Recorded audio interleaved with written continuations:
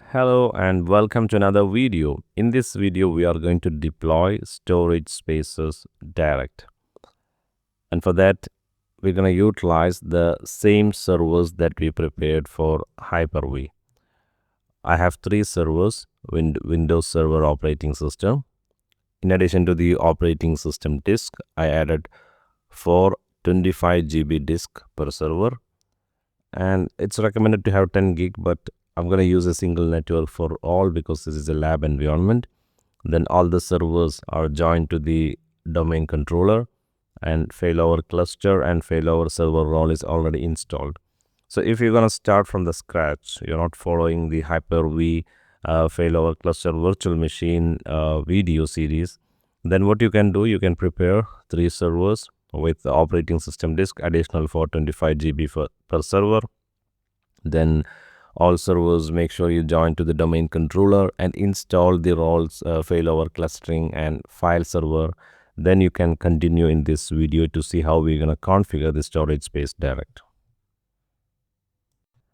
As you can see, I'm using the same environment which we prepared for our hypervisor failover cluster demo. I have 3 disks, then 3 nodes running. And if you look at the roles, you can see one virtual machine is already running on the Hyper-V node 2. On the disk, you can see we have 3 disks. One is witness disk and 2 disks should be shared from our storage. Only one network. We are not using separate network for production and workload. All the servers contributing one network adapter to the cluster network.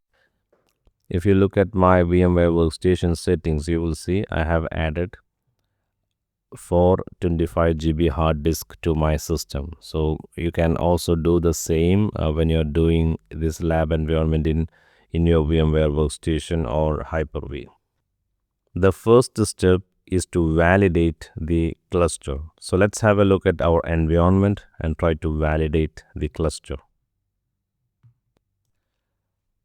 Now from the failover cluster manager, you can validate the cluster. Click on the validate cluster, click next. Then you can choose, you either run all the tests or select your required test. If you're following the Hyper-V lab, then just do the storage test. If you're doing this from the scratch, then I recommend to do all the tests. Now you see the result is not successful. It's showing some failure. So let's view the report and understand what makes it to fail in the validation.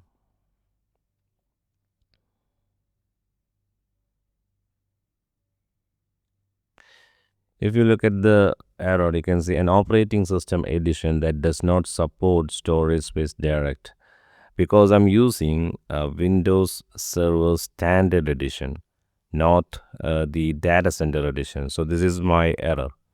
So I want to update the system to Windows Server Datacenter Edition, and it can be done easily. Open your command prompt, then run the following command that will help you to update or upgrade the system to Windows Server Datacenter Edition. You can see the current edition is Standard Evaluation, and I'm going to upgrade this to the Datacenter Edition, and that can be easily done. If you are also in the same situation where you started your Windows Server as a standard edition and coming to the storage space, you realize that you need a soft Datacenter edition, then just do the same. Here you can see the command. So just do the same, run the same command in the command prompt, and that will help you to upgrade your system to Datacenter edition. And now the system is upgrading to the Datacenter edition, and once it is done, you log in back to the system. Then you can see from the server manager the edition has changed to the Datacenter edition, so that my system now qualify to run the storage space direct. I have to do this on all my nodes that participating in the storage space. Now I'm going back to repeat the validation once again.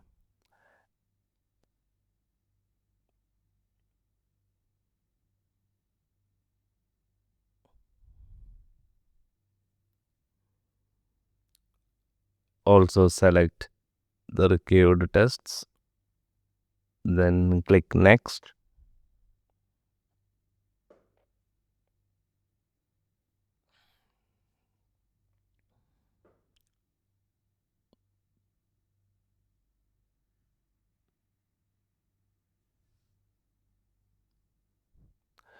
Now the test has completed and it is successful.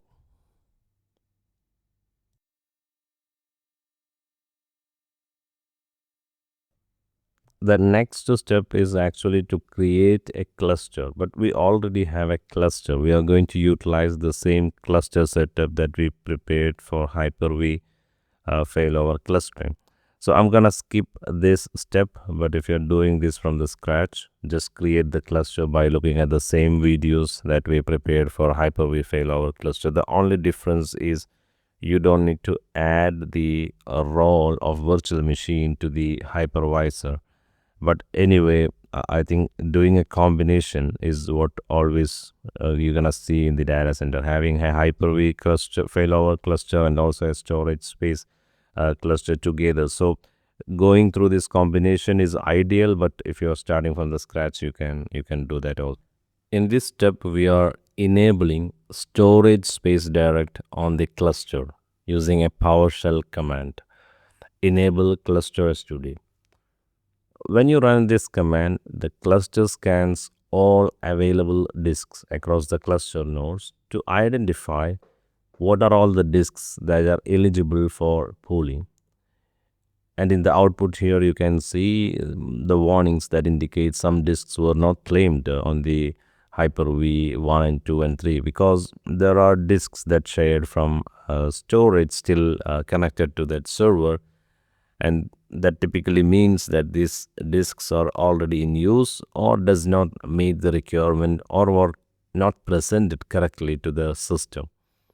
So if you're expecting a hard disk to be available and it is showing like this, then you need to troubleshoot and find why it happened.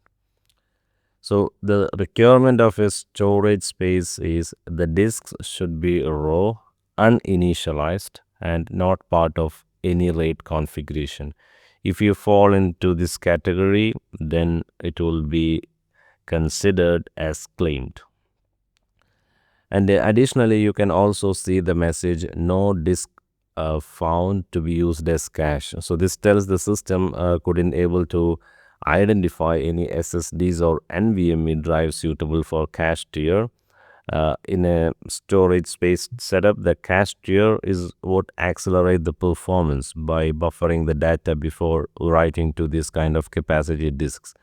If no SSD or NVMe is available, then storage space will configure the storage pool using the available hard disks directly, but with limited caching capability. And this is really okay for a lab environment.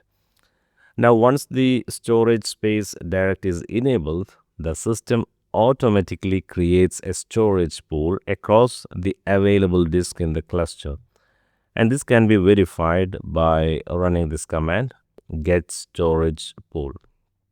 As shown, we have a new storage pool named S2D on Hyper-V cluster, and which are now operational with a healthy status. So this pool aggregates all unclaimed disks across the nodes and ready to be used for creating virtual disks or volumes. Now, if you look at the size of the disk, I have added 4 disks of 25 GB to every server in the cluster. That is total of 12 disks across the 3 servers and giving us a combined capacity of 300 GB. However, when you look at the get storage pool output, you might notice the size shown is approximately 287.99 GB, which is not full 300 GB.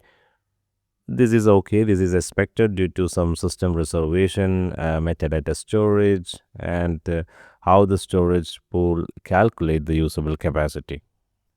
The next step is to create the storage pool. But as I explained in the previous command, when you run enable cluster S2D command, the pool is already created with all the possible disks that can be claimed to the storage pool. But you can also create a custom pool, but I will be using the automatically created one in this demo. As you can see here, storage pool, it returns the pool that it created. You can also see this from the failover cluster manager. If you see from the storage to the pool, you will see cluster pool 1, which is the new one that created. So this is how you can see the pool from the failover cluster manager. What you did so far is aggregating the local disks of your storage into a pool using a software direct space from Microsoft.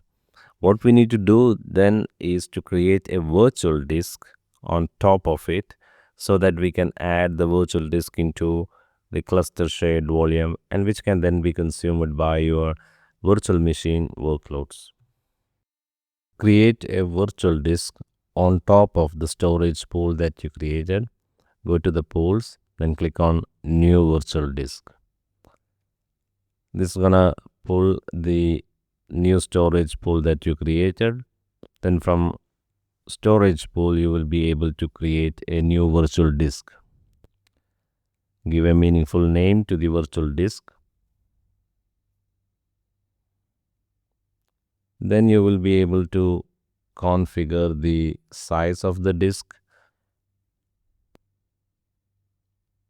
and also you can see in the configuration the media type shown as SSD and resiliency as 3-way mirror.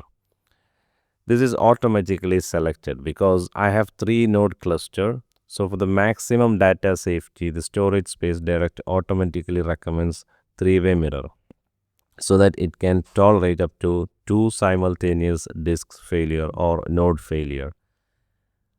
But you can also configure 2-way mirror or parity or even no resiliency. So in the GUI wizard, there is no manual option to select this resiliency. Instead, it detects based on the number of nodes and number of disks and the type of media. But you can also have a choice to create a different resiliency by using the PowerShell commands. So I will be giving that example down in the description. Let's continue the wizard. Click next, then create. Now we have a new virtual disk available, and this is going to be ready to add to the cluster volume. Close the wizard. You have to create a volume on top of it. So it is only a virtual disk. Now we have to create a volume on top of it. So let's create a volume with some drive names.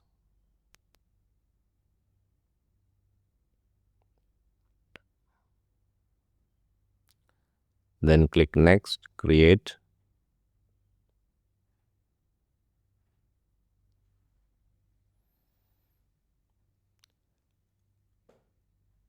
Now the virtual disk is ready, and also we created a volume on top of it, and it simply appears in the disks. You can just add to the cluster storage.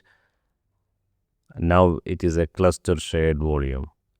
To test, let's go and move this virtual machine. So here it's not live migration, it's a virtual machine storage migration.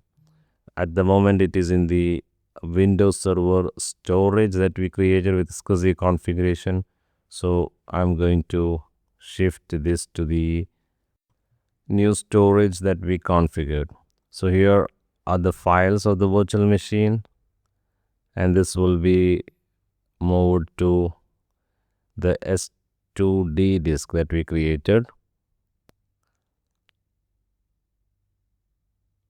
Then you click on the paste button, so you just copy and paste your files here, then click on the start button. That will complete the storage migration. You can see starting virtual machine storage migration, and this will move all the files to the new storage that we created, and this is going to be spread across all the nodes because we got three-way mirror as we have 3 nodes.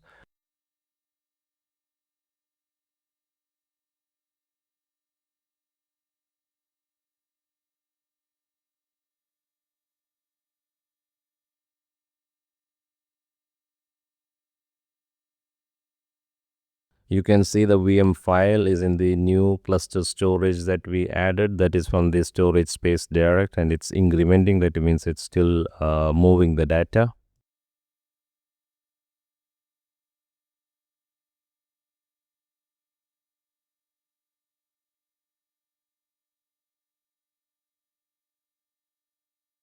Now the storage migration has completed, and you can see the virtual machine is up and running.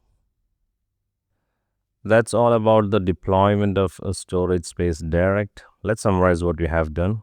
We verified the cluster setup using the cluster validation from the failover cluster manager, and create cluster was the next task. But as we already have a Hyper-V failover cluster running, we don't need to create a new cluster. We use the existing cluster. Then from there we start enabling cluster S2D, and that's going to create a pool of the available qualified disk. Then we create a new volume on top of it, that is a virtual disk on top of it. Then we create a volume on top of it. Then once we complete with all this disk setup, this storage or the volume is qualified to add to the cluster failover, and then we can move our workloads to the new storage that we created using the local disks of all the servers. That's it. Thank you for watching. See you in the next one.